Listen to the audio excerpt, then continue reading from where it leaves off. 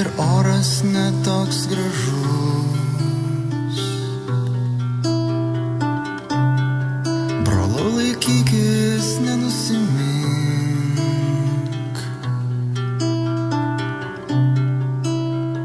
Nosies dar nenukabink. Nes jeigu tu perplaukti jūrą dėl savo svajonės gali, tai žibantis saulės miestas tau švies visą naktį iš toli.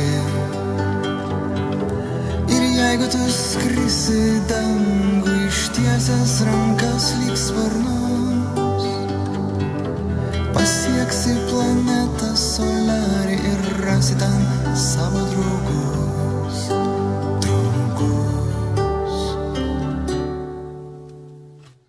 Ir būtent jaunimo linija kartu su Andriu Mamontovu ir jaunimo psichologinės paramos centru mes ir sugalvojom šią iniciatyvą Nebijok kalbėti, kurioje mes stengiamės nebijoti kalbėti apie savižudybės, apie tai, kaip galima padėti žmonėm, kurie galvoja apie savižudybės ir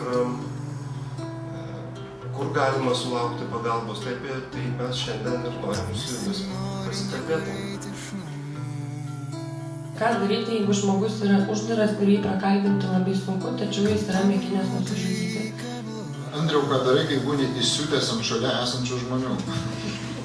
Ką daryti, kai išbūti su sunkiais jausmais per sunku, o išsikalbėjimas nepadeda?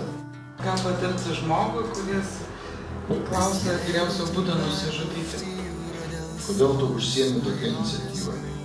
Ar patys esate galvoję apie savižudybę? Toks globalinis galbūt klausimas, kas yra meilė? Kaip elgtis, kai draugai mano, kad kalbėjimas apie savižudybę vieni juokai ir visiškai nekreipia dėmesio? Demokratiniam pasauliui teigiam, kad žmogus laisvas rinktis. Tai vadinasi laisvas ir nusižudyti. Labai dėkoju, kad jūs atėjot. Mes galvom, kad Ukmergėje nebeliko žmonių, bet pasirodė, kad jų dar yra ir labai dėkui, kad jūs atėjot.